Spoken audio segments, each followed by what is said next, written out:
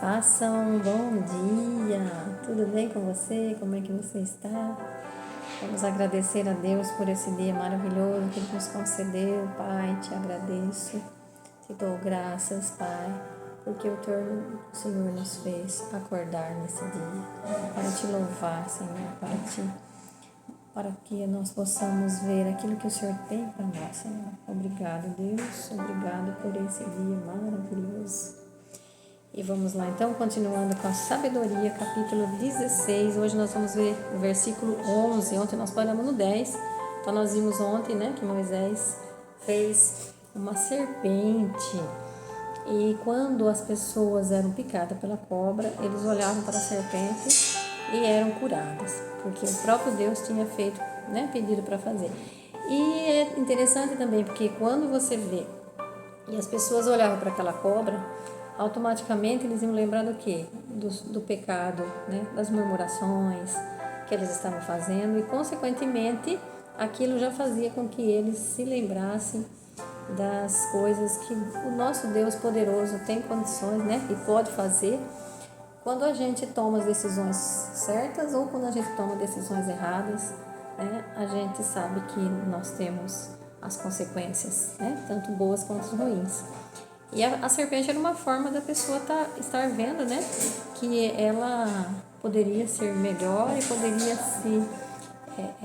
se arrepender, né, e mesmo sem, né, sem chegar a cometer as infrações, né, contra Deus, contra Moisés, contra o povo que estava ali, né.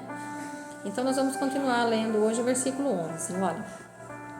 Para que se lembrassem de tuas palavras, eram mordidos e logo depois curados.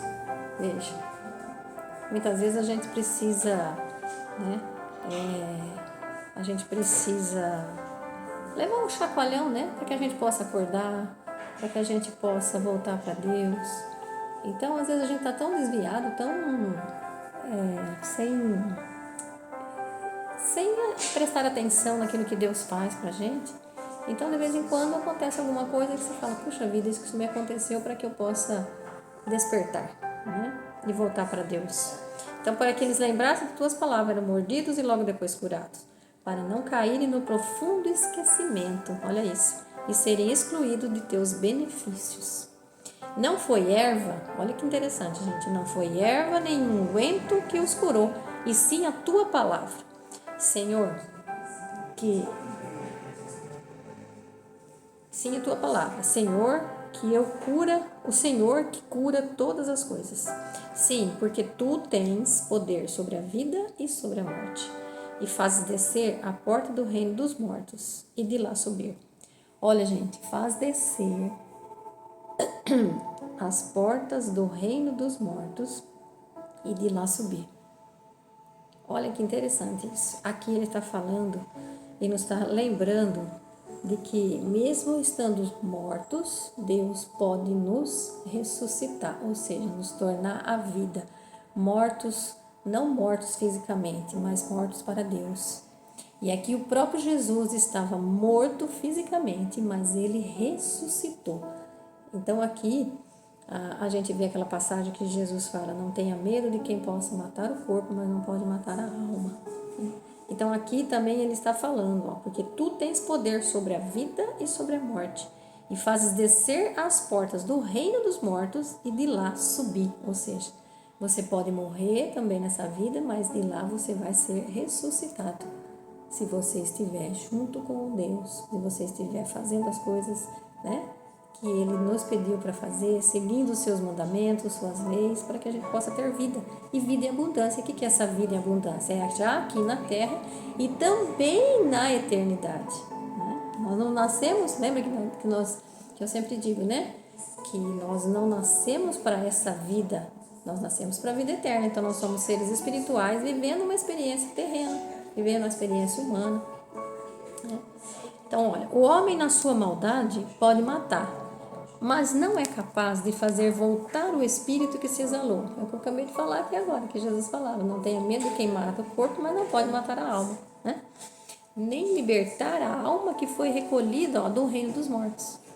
Viu que interessante? O homem, na sua maldade, pode matar, mas não é capaz de fazer voltar o espírito que se exalou, nem libertar a alma que foi recolhida no reino dos mortos.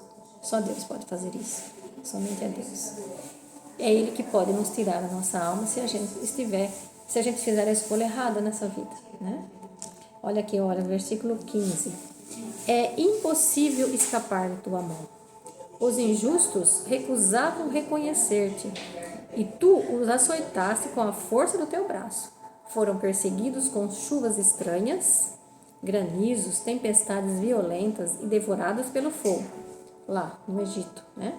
O mais surpreendente foi que, na água que apaga tudo, o fogo ardia mais ainda. Olha isso. A mão de Deus, né? A mão poderosa de Deus. É que o universo é aliado dos justos. Viu? O universo é nosso aliado. Se a gente está bem com o universo, se a gente cuida bem da natureza, se a gente se cuida, né? A gente está junto com Deus. O universo é aliado dos justos. Olha aqui.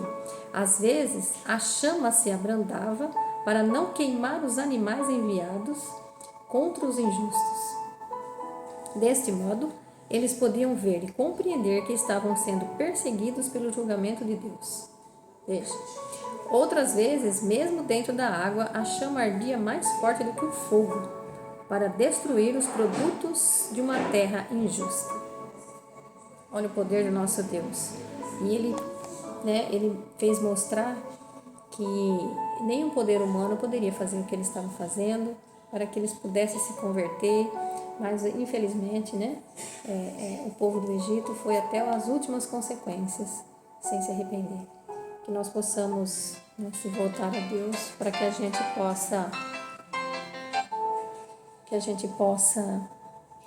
estar sempre na presença de Deus, para que Ele possa para que possa fazer sim o extraordinário nas nossas vidas, mas para o bem, né? Não para que sejam feitas coisas ruins, para que a gente possa se converter através de coisas ruins.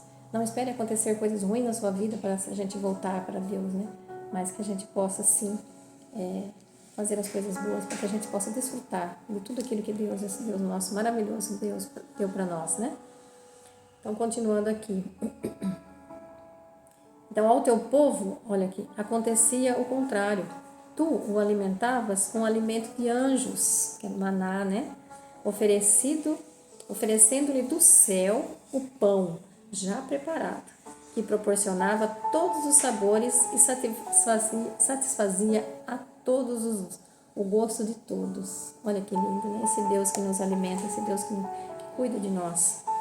Esse alimento mostrava a tua doçura para com teus filhos. Ele se adaptava ao gosto de quem o comia e se transformava naquilo que cada um desejava.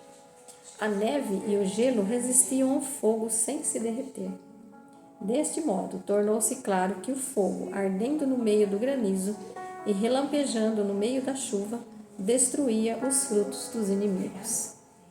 Olha esse Deus, com essa mão poderosa, Ele faz bênçãos, para o seu povo. Quanto é maravilhoso o nosso Deus, quantas bênçãos Ele nos dá. Mas a gente precisa estar buscando Ele cada vez mais na nossa vida, né? Então, o mesmo fogo, porém, noutra ocasião, esquecia a própria força para que os justos pudessem alimentar-se. De fato, a criação obedece a ti, ao Criador. Ela se inflama para punir os injustos e se abranda para beneficiar os que em ti confiam. Ela também se revestia de todas as formas, colocando-se a serviço da tua bondade, que a todos alimenta conforme o desejo de quem está em necessidade. Aqui é interessante, né? Nós sabemos que Deus nos criou a sua imagem e semelhança, que Deus nos fez seus filhos e Ele dá tudo aquilo que nós temos necessidade. Tudo o que nós temos necessidade. Então, muitas vezes, a gente acha que a gente não é merecedor. As nossas crenças de não merecimento acha que a gente não é merecedor. Eu não sou merecedor, por exemplo, de um carro novo, eu não sou merecedor de uma casa melhor, de uma casa mais bonita, reformada, ou uma casa nova. Não, eu não sou merecedor. Tá bom o que eu tenho. Deus é o Deus do ouro e da prata. Ele não nega a seus filhos aquilo que você tem necessidade. E se você tem necessidade de um lugar melhor, de uma casa melhor, de um carro melhor, para você poder viver melhor, porque Deus quer que a gente viva bem aqui, Ele não quer que a gente seja mendigos. Então, nós temos necessidades. E olha que interessante, Ele vai nos dar conforme o desejo de quem está em necessidade. Então, se você fala assim, não, tá bom assim, não tenho necessidade, você vai ter o quê? Não tem necessidade. Então, quando a gente fala assim, não tem necessidade, não tem necessidade de uma geladeira nova, não tem necessidade de qualquer coisa nova na sua casa, você fala, não tem necessidade, tá bom esse. Então tá bom, você nunca vai ter, porque você não tem necessidade. Nós temos que colocar para Deus as nossas necessidades. Nós somos filhos e Ele vai nos dar aquilo que nós temos necessidade. Você percebe? A Bíblia tem outros lugares também que fala que Deus dá conforme a nossa necessidade. Ou seja, Ele não deixa os seus filhos passar necessidade. Mas Ele não quer seus filhos mendigos. Por quê? Porque a pobreza, a miséria, realmente, literalmente, a pobreza e a miséria é coisa do inimigo. Por quê? Porque a pobreza e a miséria te destrói. Não te faz você ser uma pessoa com dignidade. Então, veja, pobreza é coisa do inimigo, não é coisa de Deus. Não esqueça disso. Muitas vezes nós temos crenças limitantes que nos faz afastar daquilo que Deus nos deu, que Deus nos dá. Lógico que nós temos que cumprir o nosso propósito, fazer a nossa parte, sem dúvida, né? Porque Deus não vai fazer a parte nossa, porque Ele já nos colocou a semente dentro de nós para que nós possamos fazer aquilo que nós temos que fazer para conseguir as coisas materiais. Mas Ele está conosco e conforme a nossa necessidade, Ele vai nos dando. Por quê? Porque eu estou batalhando, eu estou enfrentando as dificuldades e indo atrás. Lógico que você não vai ficar aí, como diz no Provérbio 6,6, né? Você fica aí dormindo, cochilando mais um pouco, aí vai cair sobre você o quê? A indigência do mendigo. E Deus não quer seus filhos mendigos. Deus quer seus filhos prósperos, com vida em abundância, nesta vida e na próxima também. E hoje nós vamos parar por aqui. Que Deus te abençoe, que te dê um bom dia, que te faça florir, que te faça prosperar, né? E que te faça cair esse maná aqui, o pão dos anjos do céu na sua vida. Aquilo que você tem necessidade, peça com carinho, peça com amor, com a intenção de conseguir, faça a sua parte e Deus faz a dele. Você faz o possível, Deus faz o impossível e o extraordinário na sua vida. Fica com Deus, beijo no coração.